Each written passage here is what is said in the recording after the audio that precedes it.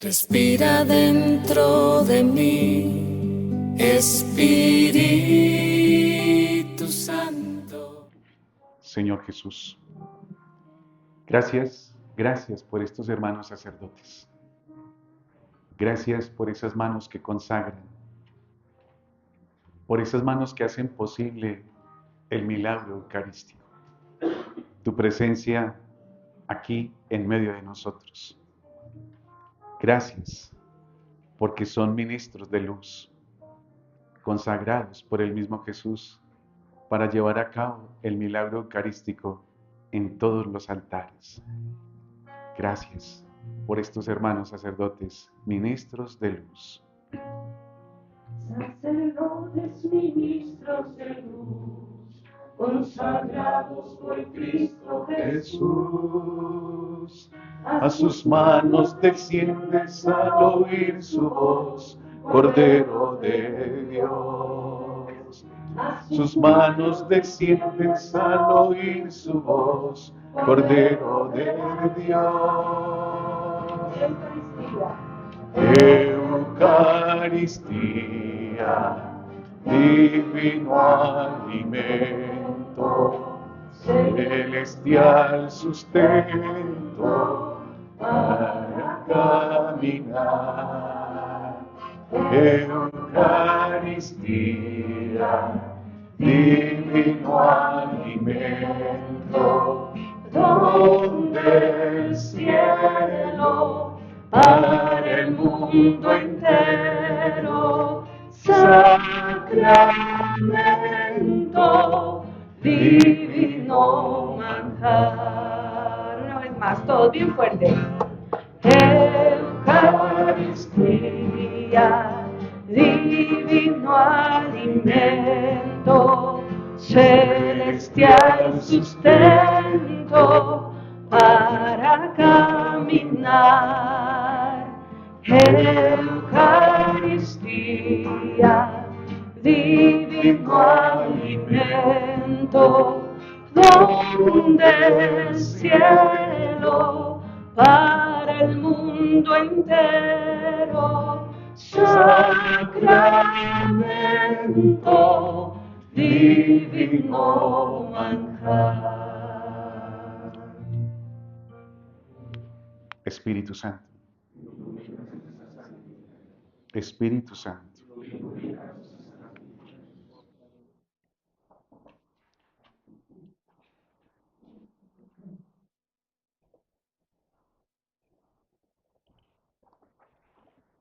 Compartir esta enseñanza con ustedes es compartir lo que somos. Es compartir el gran tesoro que Dios ha querido colocarnos en nuestras manos. Es el mismo que se ha querido colocar en nuestras manos. Y es contemplar este misterio de amor, misterio de entrega.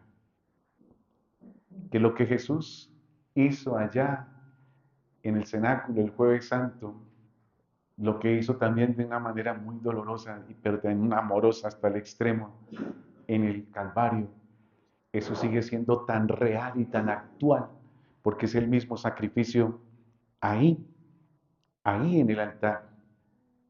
Gracias por esas manos, gracias por esas manos que consagran. Por lo tanto, esta enseñanza es una invitación a contemplar el misterio de amor que Dios ha venido a revelarnos en la persona de su Hijo muy amado, Jesús. Es Jesús. Cómo Dios ha querido este tiempo, un tiempo muy anhelado por el Señor. Y ese es el misterio de Dios también revelado en el tiempo. Cada Eucaristía es el tiempo maravilloso porque es el tiempo de salvación. Es el mismo hoy de Dios, ese hoy permanente en el cual el Señor nos sumerge y por eso nos invita a ser conscientes de ese momento tan especial que celebramos, como nos lo dice la carta a los Hebreos en esos 2 primeros versículos. En estos últimos tiempos nos ha hablado por medio de su Hijo. Ya ha hablado de muchas maneras. Ahora, a través de su Hijo. Y pues en una Eucaristía es a través de ese instrumento que Dios ha querido elegir y hacerle partícipe el don tan maravilloso del sacerdocio. Nos lo dice también San Pablo en Gálatas 4:4. Al llegar la plenitud de los tiempos, la plenitud de los tiempos. La verdad, ese momento tan maravilloso del Jueves Santo, del Viernes Santo, es que es el día por excelencia. Y cómo ese día se ha querido perpetuar en las celebraciones eucarísticas. Que cada vez que llegamos ahí al altar es precisamente donde se está manifestando Dios en la plenitud de los tiempos. Porque estamos hablando del mismo Jesús, estamos hablando del mismo acontecimiento salvífico. Es Él que continúa, ha perpetuado su entrega ahí, pues es la plenitud de los tiempos. Por eso esta charla he querido plantearla en 3 partes. Y esto pues inspirado por lo que el Señor nos dijo a través de San Juan Eudes. En esos momentos para vivir la única Eucaristía. Porque no son las Eucaristías, sino la única Eucaristía. Se pueden repetir los ritos, se pueden repetir las celebraciones, pero la Eucaristía es única, porque es el único acontecimiento de Jesús que lo vivimos en 3 momentos. En esa preparación a la Eucaristía, en la misma celebración de la Eucaristía y por supuesto después de la celebración eucarística. San Juan Eudes hablaba de una eterna preparación para la Eucaristía, una eterna celebración y una eterna vivencia eucarística. Es así como he planteado esta enseñanza del sacerdote en la Eucaristía. Nos vamos para ese primer momento, el sacerdote antes de la celebración eucarística. Este momento es fundamental, es clave. Yo creo que todos los momentos importantes se preparan. Y todo se está preparando. Esos momentos decisivos siempre tienen una preparación. Pienso en el novio que va a pedir la mano a la novia. Se prepara para ese momento. Y es una preparación en el amor. Es una preparación con detalles, previendo el lugar, qué va a hacer, todo. Nuestra ordenación también una preparación muy bonita. Y si hablamos de lo que el mundo hace para las cosas del mundo, por ejemplo la Feria de Manizales, eso la preparan con anticipación. Ni siquiera ha pasado la otra y ya tienen listo el comité de ferias para el siguiente año. Miren que los acontecimientos se preparan. Por esto implica también para nosotros como sacerdotes esta preparación para la celebración eucarística. Hemos oído que a veces se pega ese salto mortal de la cama al altar y veo que es siempre necesario prepararnos y disponernos para la celebración eucarística. Alguna vez en el seminario, cuando Dios me dio la gracia de ser formador, y pues pasando por el lado de las habitaciones de los seminaristas y escuchando a algunos que escuchaban a Vicente Fernández, Mujeres Divinas, ¿y cuál preparación para la Eucaristía? Qué raro tiene, ¿no es cierto? Sí. Pues yo veo que es importante disponernos para lo sagrado, porque es el acontecimiento máximo que ha marcado la historia de la humanidad, con un antes, un después, y que ha marcado la vida de cada persona. Y es lo que escuchamos en los testimonios. Un antes y un después. Pues es prepararnos para el acontecimiento tan decisivo de Dios en la historia de la humanidad, que eso implica yo, ¿quién soy? Y vale la pena que nos preparemos siendo conscientes de lo que somos. es que esa historia nuestra ha iniciado de una manera maravillosa con un llamado. Y ubico nuestro llamado con este plano cartesiano. Hay una altitud y hay una longitud para ubicar de manera muy puntual la persona, un lugar. El llamado también yo creo que se ubica dentro de un plano cartesiano. Esta barra que sube es que es la línea de Dios. Es el kairos de Dios que viene a actuar en un cronos. ¿Cómo el actuar de Dios ha querido llamarme? Nos dice el Evangelio de San Marcos, capítulo 3, versículo 13, llamó a los que él quiso y te quiso llamar. Lo hizo por puro amor, por pura misericordia, no porque lo mereciéramos, porque entonces estaríamos haciendo de nuestra elección un amor meretricio.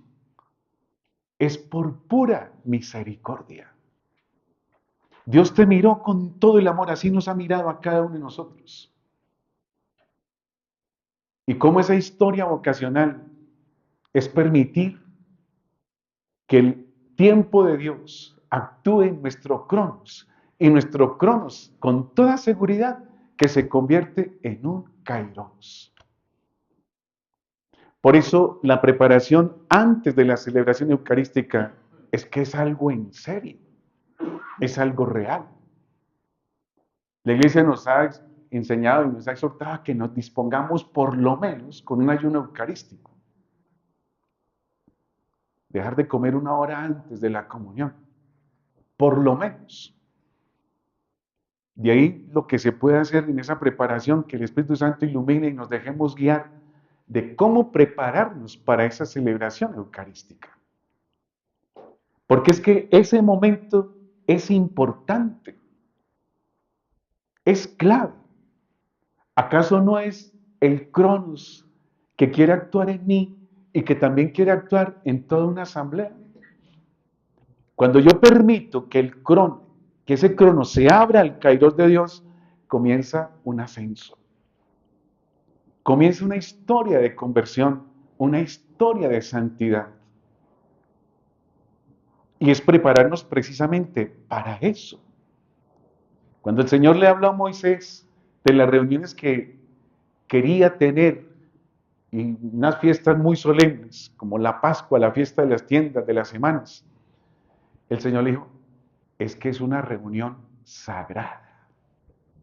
No es cualquier reunión, es una reunión sagrada. Por lo tanto, eso implica mi disposición interior y por supuesto también exterior para lo sagrado, para lo más sagrado.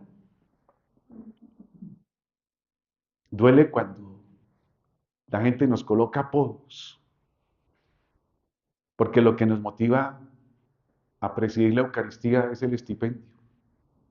Y duele que lo llamen a uno el cura Rocola. Si no le echan la moneda, no canta. Entonces, ¿qué es lo que lo dispone? ¿Un estipendio o el acontecimiento de Jesús? ¿Qué es lo que me dispone? Y por lo tanto es disponerme interior y exteriormente para la reunión sagrada, para lo que Dios quiere hacer tanto en mí como lo quiere hacer en una asamblea, en su pueblo. ¿Cuántas cosas Dios no quisiera hacer? Y pues cuenta con nosotros, y por eso es importantísimo ese prepararnos, ese disponernos para lo más sagrado. Dios ha querido que Eucaristía y orden sacerdotal estén muy unidos. Esa unión de lo humano con lo divino. ¿Cómo Dios quiere unirnos tanto que no se puede dar la Eucaristía sin el orden sacerdotal, ni tampoco el orden sacerdotal sin la Eucaristía? Por eso el acontecimiento que Jesús celebró allí en el cenáculo es que ha marcado la historia de la humanidad. Cómo Dios ha querido perpetuar su presencia en el sacramento de la Eucaristía y también ha querido perpetuar su sacerdocio en cada uno de nosotros. Nos ha hecho sus sacerdotes. Nos decía el Papa Benedicto XVI en la carta que nos envió para el Jueves Santo del 2006, dice, la entrega del cáliz con el que nos transmite su misterio más profundo y personal. Es que ese momento de la celebración de nuestra ordenación, cuando el obispo coloca ese cáliz en nuestras manos, es que nos está comunicando lo más profundo, lo que se viene a llevar, lo que se llevó a cabo en la plenitud de los tiempos y que es eterno ese momento, tan profundo y tan personal, de Dios contigo, de Dios con cada hombre, de Dios con toda la humanidad. Pues es disponernos precisamente para ese momento tan especial. Yo me imagino todos los preparativos y la ilusión de un sacerdote del Antiguo Testamento para ofrecer el sacrificio, el incienso. Es que eso era una sola vez al año. No era que entrara allí al Sancta Sanctorum las veces que quisiera, sino una vez al año. Entrar a ese santuario era algo muy especial para un sacerdote en el Antiguo Testamento. Y Jesús entró a ese santuario y es muy hermosa la imagen que nos ha dejado en los evangelios. Cuando expiró, cuando entregó el Espíritu, el velo del templo se rasgó en dos. Lástima que con el lenguaje cinematográfico nos han hecho entender que es la fachada del templo la que se rasga en dos, pero no es la fachada del templo. Es el velo del templo. Pero no es el velo del templo físico ahí de Jerusalén, donde está el Arca de la Alianza, sino es el templo, el santuario, no construido por mano humana, sino por mano divina. Es una imagen hermosa. En la mentalidad hebrea oriental, lo sagrado lo designan con las cortinas de color rojo púrpura. Quienes han tenido la dicha de ir a Tierra Santa, allá en el templo de Jerusalén, ustedes han visto en el centro que esto está delimitado por una cortina de color rojo púrpura. Y para un oriental, para un hebreo, eso es sagrado, ni siquiera se puede tocar eso. Allá no va a asomar las narices, porque lo que está ahí, eso es santo. Solamente en el Antiguo Testamento el sacerdote entra una vez al año, una vez. Tan sagrado que era así.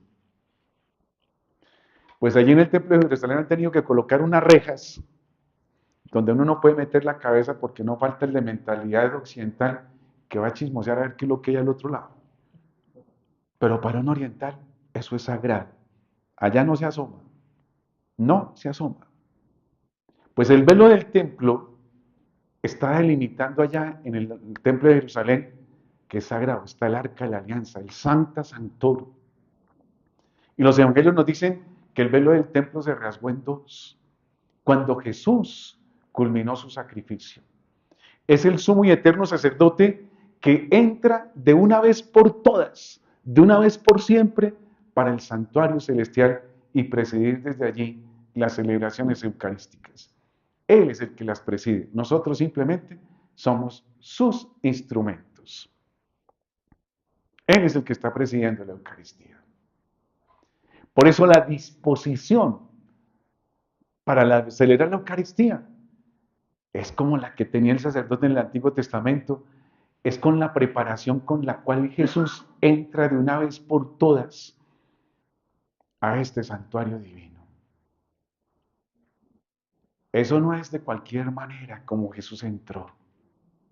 Es que entró con su propio sacrificio, consciente de lo que estaba realizando, lo que estaba viviendo. Así entra Jesús a su santuario. Por eso esa imagen de los evangelios es hermosa, que pasa desapercibida, lamentablemente sí. El velo del templo se rasgó en dos. Es que Jesús estaba hablando precisamente de su propio cuerpo. Juan 2:21. Destruyan este santuario y en 3 días lo levantaré. Está hablando de su propio cuerpo. Y los discípulos son testigos de estas palabras ante el acontecimiento maravilloso de la resurrección. Es que es entrar, más que entrar en una capilla, en una catedral, es que es entrar en el verdadero templo que es Jesús. Es disponerme para entrar ahí y ser ese instrumento donde el Señor está presidiendo nuestra Eucaristía. Es con la conciencia de ser piedra viva. Y es piedra viva para la construcción del reino de los cielos. Es para la construcción de su iglesia, como nos lo dice Primera de Pedro 2, en los versículos 5 y el 7. Aquí es que es para ofrecer la verdadera víctima. ¿Y yo cómo me estoy preparando? Para ofrecer el Cordero Divino, la víctima divina, el Cordero que quita el pecado del mundo. Juan 2:29. No es disponerme para una celebración más. Es que es disponerme para el acontecimiento que realmente Jesús quiere celebrar ahí y ahora. Es que es Él mismo, es la víctima divina, es el Cordero. Por eso nos ha dicho, hagan esto en memoria mía. Es la confianza total que Jesús ha querido depositar en nosotros para que ese acontecimiento que Él celebró ahí con sus discípulos en el cenáculo se siga llevando a cabo, siga siendo actual en todos nuestros altares. Si miramos cómo Jesús se preparó para ese momento, es que es muy diciente como nos lo dice el Evangelio de San Lucas allí en el capítulo 22, versículo 14. Cuando llegó la hora, se puso a la mesa con los discípulos y les dijo, con ansia he deseado comer esta Pascua antes de padecer. Son dos verbos que Jesús está resaltando ahí, ansiar y desear. Y esto no se trata de un capricho de un niño consentido malcriado, que quiere comer un helado o tomar Coca-Cola. No, es de lo más esencial, de lo más vital. Porque Jesús sabía perfectamente qué era lo que iba a hacer ahí. No era el sentimentalismo, es que va a ser el último momento que voy a compartir con ustedes. No, Jesús sabía qué iba a hacer y anhelaba y deseaba que llegara ese momento. Aquí valdría la pena preguntarnos para nuestro examen de conciencia, y yo sí he deseado, he anhelado celebrar ese momento como Jesús lo deseó y lo anheló. Porque tal vez sí hubo mucho anhelo y mucho deseo en esa primera Eucaristía que presidimos. Yo creo que sí. Y se trata de volver ese amor primero y se trata de entrar en esa comunión con Dios para anhelar y desear como Jesús ese momento.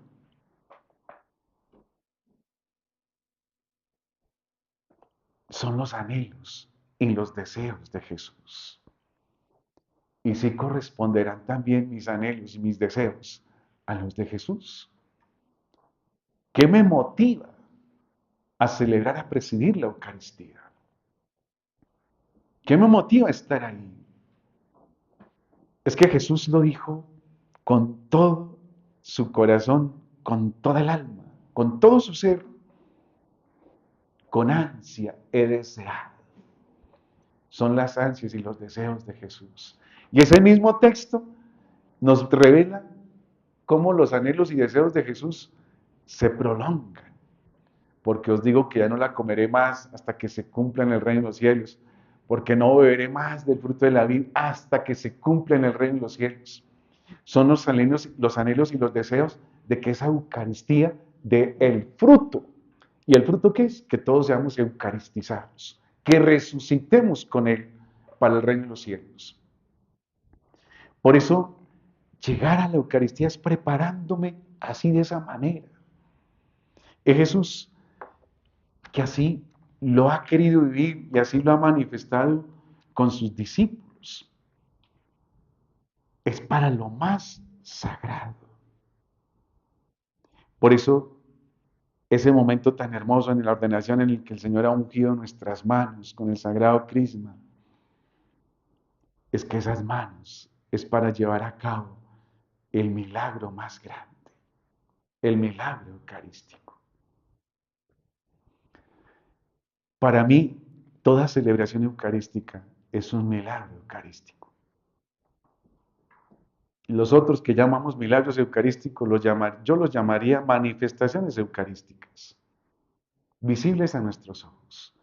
Toda celebración eucarística es un milagro eucarístico que a través de una imposición de manos y de unas palabras consacratorias, Jesús se hace ahí presente. Qué bendición tan grande, qué milagro tan grande. Jesús mismo ahí, presente en medio de nosotros. Yo ahí veo que el sacerdote es un regalo de Dios para el pueblo de Dios. Somos ese regalo. De esto fui consciente en una misión en Guapi para una Semana Santa.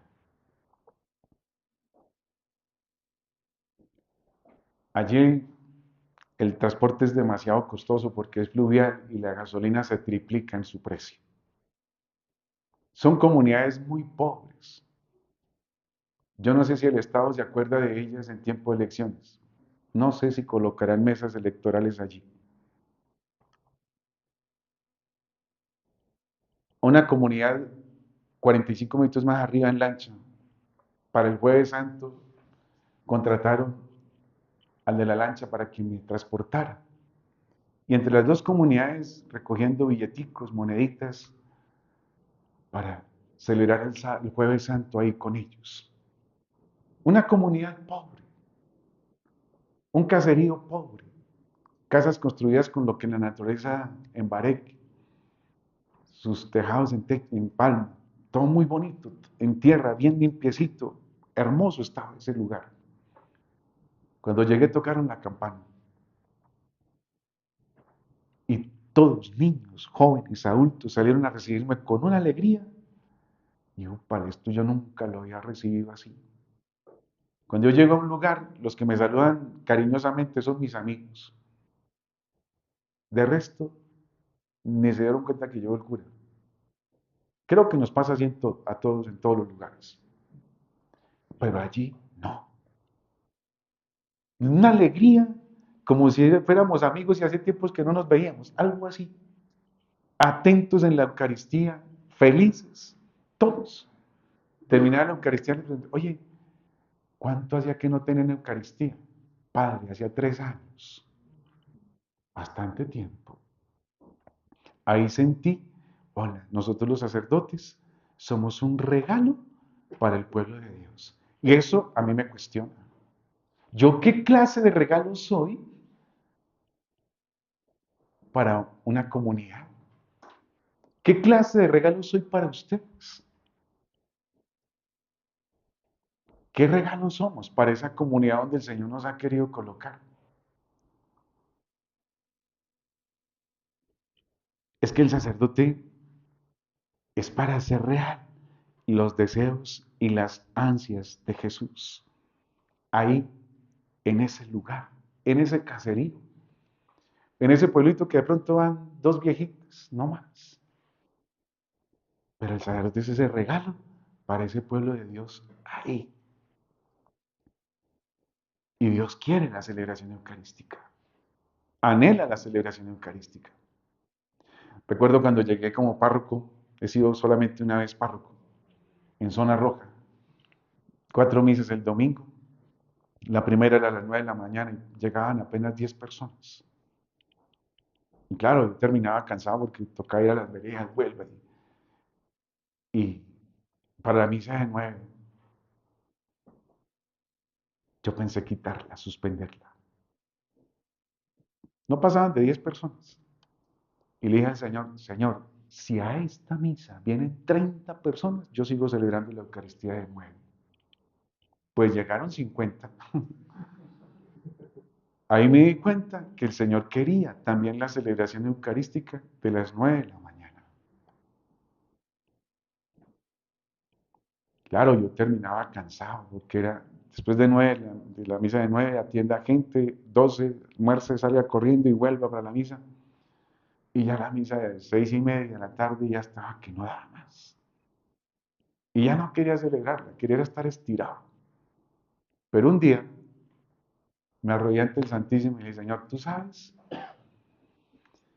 que yo quisiera estar estirado, viendo una peli, pero no aquí. Jesús, tómame, soy tu zurrón, hágale. Tómame, Señor, porque yo ya no puedo. Me levanté y con unas fuerzas mejor que para la misa de 9. Y pues que vengan todas las que sean. Una oración cortica. No gasté más de un minuto hablándole a Jesús de cómo estaba, de cómo me sentía ahí. Y fue de bendición. Fue de bendición. Era llegar ahí tal como estaba, con el cansancio, con la fatiga. Y Jesús lo prepara a uno, lo dispone para celebrar esa Eucaristía como si fuera la primera. Y si la preparación es excelente, pues seguro que se va a vivir como si fuera la primera, la única y la última de toda nuestra vida. Esta preparación yo creo que es también siendo conscientes de nuestra fragilidad, es siendo conscientes de nuestras miserias, siendo conscientes también de los pecados. Ayer Fray Nelson nos hablaba de la tentación de justificarnos. Y es una tentación muy fuerte a justificarse uno.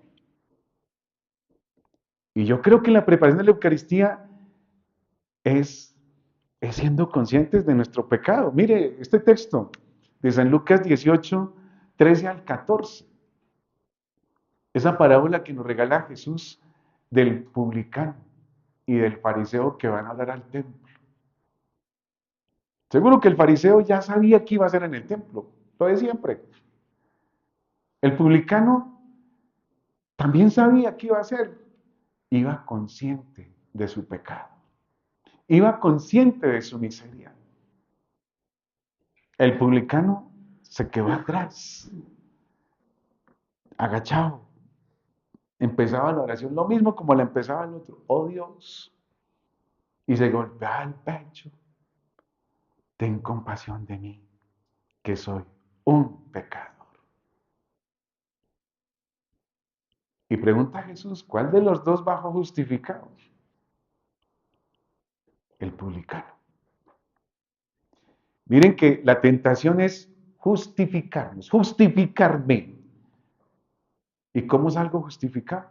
Si yo acudo a la Eucaristía, si voy preparado a la Eucaristía, sin máscaras, sin fachadas, sin apariencias, con mi debilidad. Como pecador que soy. ¿Acaso Jesús no se entregó por los pecadores? ¿Acaso Jesús no vino por los enfermos? ¿Y acaso en la plegaria y en la fórmula consacratoria no decimos que se entregó para el perdón de los pecados y que así es? Pues es disponerme también con mi pecado, con mi fragilidad. Si el corazón va en apertura al actuar de Jesús, un actuar salvífico que obra en el pueblo de Dios y soy parte del pueblo de Dios, pues con toda seguridad que también Jesús va a actuar en mis miserias. Me va a justificar. me va a justificar. Saldré justificado. Es una disposición y una preparación en humildad, en sencillez, en la oración.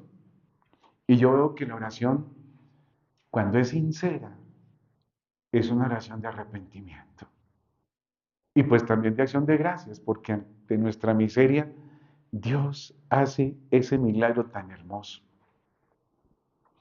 Por eso esta preparación a la Eucaristía es clave, es importante, es esencial. ¿Cómo me preparo para celebrar la Eucaristía? ¿Cómo me dispongo? Exteriormente, mucho más importante, nuestro interior. ¿Cómo estoy? Es esa eterna preparación de la cual hablaba San Juan Eudes. Ahora, durante la celebración eucarística, esa eterna celebración, colocarnos ahí en las manos del Señor, pues va a ayudar mucho. Si el primer momento ha sido preparado conscientemente, ha sido preparado con la fuerza del Espíritu Santo, aquí va a suceder algo y es que seré consciente de que soy instrumento divino por medio del cual Jesús se hace presente en medio de su pueblo. Seré consciente de ese misterio tan hermoso. Es ser consciente de lo que sucede ahí, a través de esa imposición de manos y unas palabras consacratorias. Es que ahí se lleva a cabo el gran milagro eucarístico, donde el corazón de Jesús se está manifestando y que se manifiesta a través del corazón del sacerdote. Dice San Juan María Vianney, el sacerdote es el amor del corazón de Jesús. De un corazón que ama y que acoge a todos, que se entrega por todos. Es ese corazón completamente misericordioso. Es un corazón que está ahí, dejando actuar el amor de Dios. Si la preparación ha sido consciente, honesta, voy con mis miserias, pues aquí Jesús viene a hacer esto. Nos lo dice San Pablo en 1 Corintios capítulo 5, versículos del 6 al 8. Ahí Jesús actúa y quita esa vieja levadura. Seguro que si yo voy con mi corazón en apertura a lo que allí se realiza, es que la verdadera víctima va a obrar en nosotros. Y está actuando ahí para que sea ese pan ácimo, ese pan puro, incontaminado, ese pan sincero, ese pan verdadero. Es para vivir esa unión plena con el Señor Jesús. Ahí, celebrando la Eucaristía, es que es esa unión con el mismo Señor. Es comerlo a Él. Es también alimentarme de Él, es participar de este banquete. Es el que vive en mí. Nos dice Jesús, también el que me come vivirá por mí. Y es una unión como la del Padre con el Hijo con el Padre. Es también para vivir esa unión con Dios mismo. Y que en esa vida del sacerdote circule la vida trinitaria. Circule ese amor de Dios. Eso es permanecer en Él.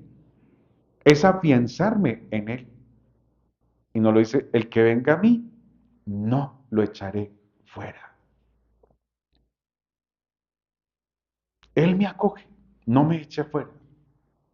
¿Qué pasa? ¿Qué sucede si yo no me dispongo en humildad y en sencillez con mis pecados? Me quedo por fuera. Cuando voy consciente de mis pecados, Dios me lava y me purifica, porque estoy en apertura para dejarlo actuar. Y esto se va viendo y se va manifestando. Dios nos lava, nos purifica con su preciosa sangre. Y ese actuar de Jesús que va lavándonos con su sangre, es que va haciendo un acontecimiento hermoso, nos va blanqueando. Y uno va siendo consciente de los pecados. ¿Alguna vez le escuchamos a Arte decir que le chocaba confesar a las personas que formaban parte de los grupos de oración porque todos lo veían pecado? No tuve el chance de hablarle, pero es que una persona que va a Eucaristía se siente y se nota. Miren lo que significa una gota de aceite en el traje de un mecánico. Una gota de aceite en el traje de un mecánico. No afecta en nada. ¿Dónde está la gota? No sé. Pero miren lo que significa una gota de aceite en el traje de una novia. Eso ya estropeado el traje no sirve. Hay que lavarlo y si quitó bien, lo usa, pero una gota de aceite en el traje de una novia. El traje de una novia es susceptible a los chispazos de pecado. El alma que se va dejando lavar y purificar por el Señor es susceptible a los chispazos de pecado. Y eso le afecta. Y por eso los confiesa. Gracias al actuar de la sangre de Jesús en nosotros, porque es la que nos va lavando y nos va purificando. Va haciendo esa obra maravillosa. Es entrar en esa unión con Jesús. Y pues claro, por supuesto, todo aquello que me saca de la comunión con Jesús, pues me hace sufrir y tengo que confesarlo. Esa unión es que es una unión real para vivir el único sacerdocio de Jesús. Yo esto lo tenía muy claro en mi cabeza. Sí, el sacerdocio es uno, pero me costó tiempo de que bajara mi corazón. Me costó tiempo socializarlo en mi corazón. Para cumplir 25 años de vida sacerdotal, Dios me dio el regalo y la visita de ir al santuario de Nuestra Señora de Guadalupe allá en México. Teníamos encuentros de sacerdotes que trabajábamos en América del Sur. Ese yo es fregadito. Ese yo quería privilegios. Claro, pues yo Roberto pensé, claro, yo estoy de 25 años, yo creo que mis compañeros me van a dar la prelación para que el de 25 años, el de boda de plata, presida la Eucaristía, era en el altar mayor. Pues no fue así. Otro sacerdote se impuso y dijo, perdónenme, pero yo voy a presidir. Eso me cayó en reversa. Primero que todo, ni consultó, se impuso. No, para esa celebración que yo pensaba gozármela, yo murmuraba, criticaba todo.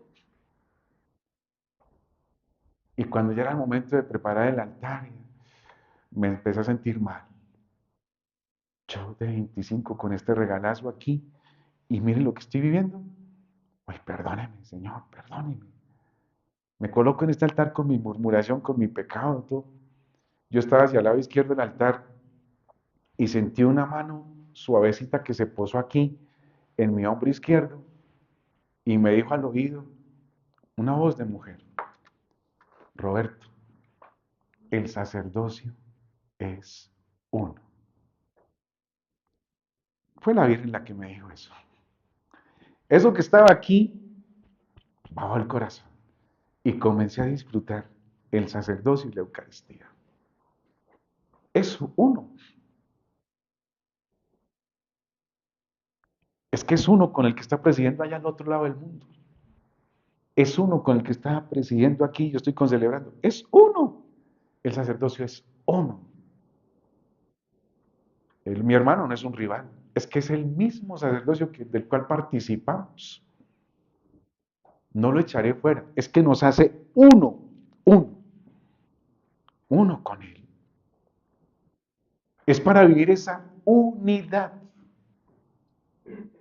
No es otro, simplemente soy un instrumento ahí, donde Dios me ha querido hacer partícipe del único sacerdocio. Por eso cuando somos ordenados, Dios nos participa a su sacerdocio. No es que nos instituya, no, nos participa su sacerdocio que fue instituido en el acontecimiento del misterio pascual. Ese vivir la Eucaristía en esa unidad con Jesús, el Señor va a hacer lo que Él sabe hacer. Y esto también yo creo que lo percibe la gente. Porque eso que se vive aquí, seguro que eso va a salir. Nos vamos para el tercer momento. El sacerdote después de la celebración eucarística. La eterna celebración. Es que es para seguir permaneciendo en Él. Es para seguir unidos a Él. Y nos dice Jesús en este Evangelio de San Juan 15, la vida y los sarmientos, es para permanecer muy unido a Él, como los sarmientos a la vid, como las ramas al tronco. Separados de mí no podéis hacer nada, nada.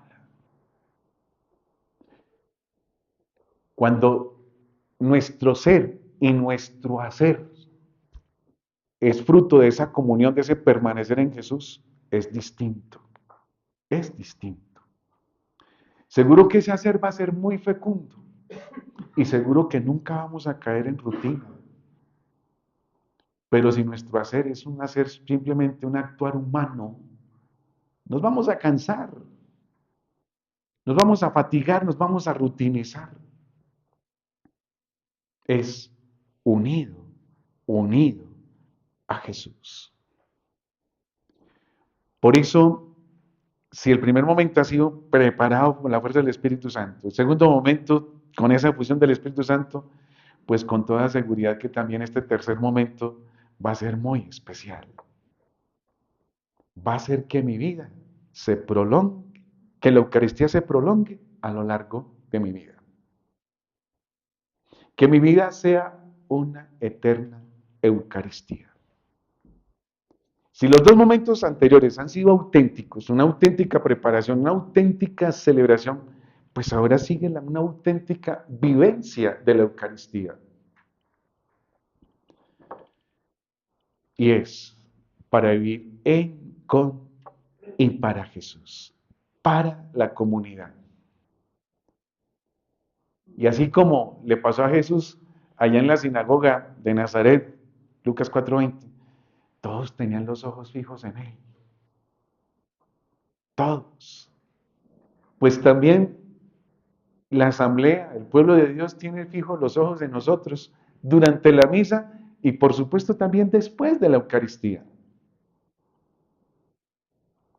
Fijos esos ojos en el sacerdote.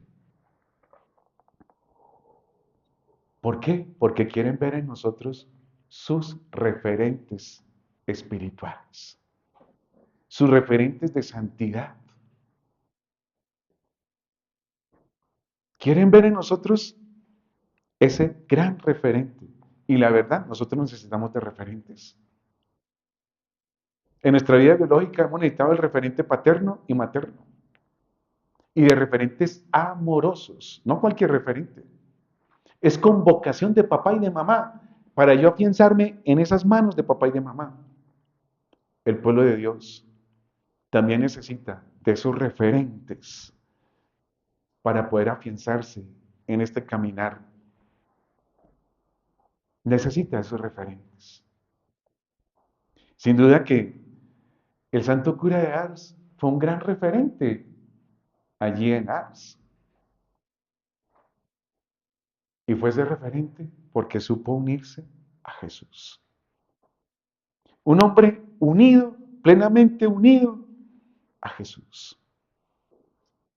La situación no fue fácil para el santo cura de Ars. Llegó a ser párroco, donde el anterior había dejado su ministerio y se había ido con una chica de Ars. No era fácil para el cura de Ars. Un pueblo que no le importaba la misa.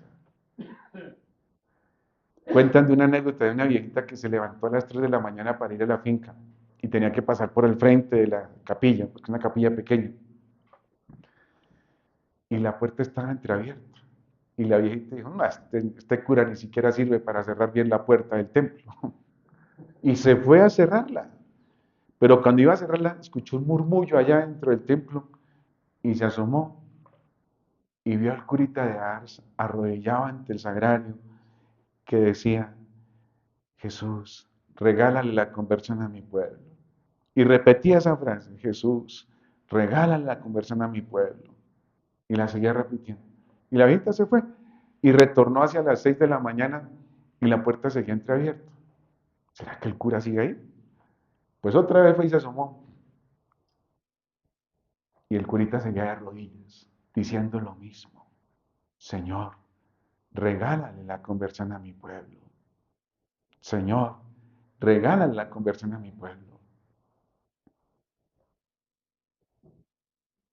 El santo cura de Ars fue un gran referente en la oración, en la confesión, en la celebración de la Sagrada Eucaristía. Un gran referente. Y también inteligente. Lamentablemente nos han regalado una historia de que intelectualmente no podía, era inteligente. No me acuerdo qué sacerdote de universidad fue a escucharlo, porque llegaron rumores de que era un gran predicador. Y este sacerdote, profesor de una universidad, terminaba lo que se le acercó. Juan María, camine para la universidad como profesor. No era brutico, era bien inteligente. Un gran referente. San Pío de Pietrelcina, otro gran referente allá en Italia. El santo cura de Ars, otro gran referente. San Juan Bosco, grandes referentes. Si Dios nos ha querido participar lo más sagrado y tan personal, su sacerdocio, es para ser esos referentes, ahí donde Él nos ha querido colocar.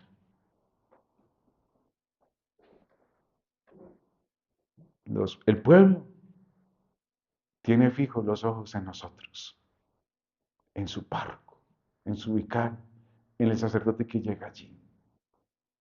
Tiene fijos los ojos. Y si en algo fallamos, y es que cura. Porque quieren que seamos sus grandes referentes, que le hablemos de Dios con la sola presencia. La imagen vale más que 1000 palabras. Una imagen vale más que un sermón, que una homilía, que una enseñanza aquí. San Alberto Hurtado nos ha dejado estas frases, por ejemplo, ¿cómo podemos recibir a Cristo en la Eucaristía y no estar dispuestos a darlo todo por Él? A darlo todo por Él. Y este darlo todo es todo. Y mientras dé la posibilidad, darlo todo. Decirle a Jesús que me voy a jubilar es darlo todo. El Papa Francisco ya está próximo a su jubilación y lo dio todo. Hasta esa bendición tan hermosa de Urbi et Orbi de Pascua. Horas antes de fallecer, darlo todo. ¿Cómo no darlo todo por Él? Esta otra frase. ¿Cómo puede arrodillarse ante Cristo en la Eucaristía y luego pasar de largo ante Cristo que sufre en el pobre? Y la tentación es pasar de largo. Y ahí está Jesús, en el pobre. Y por eso ese discurso del juicio final es que es real. Tuve hambre, me dieron de comer. Tuve sed y me dieron de beber. En la cárcel me visitaron, enfermo, también me visitaron. Jesús está ahí, está ahí. ¿Cómo pasar de largo? Eso es prolongar la Eucaristía ahí donde estemos. Tal vez no tenemos una moneda para darle un billete, pero sí tiempo, un saludo. Que Dios inspire lo que haya que hacer. Por eso veo que el sacerdote vive esa unidad con la Eucaristía. Y la Eucaristía es el acontecimiento presente y actual de Jesús en el Calvario. Por lo tanto, el sacerdote también en esa unidad con Jesús. Por eso, estos tres momentos eucarísticos. Eterna preparación, eterna celebración, eterna vivencia. Es Jesús, el Señor que quiere regalarnos. ¿Se finí? ¿Se acabó? Hagamos la canción. Gracias, hermanos sacerdotes, por ser esos referentes y ser la presencia de Jesús allí, en estos rebaños, en estas comunidades que son amadas, preciosas para Jesús.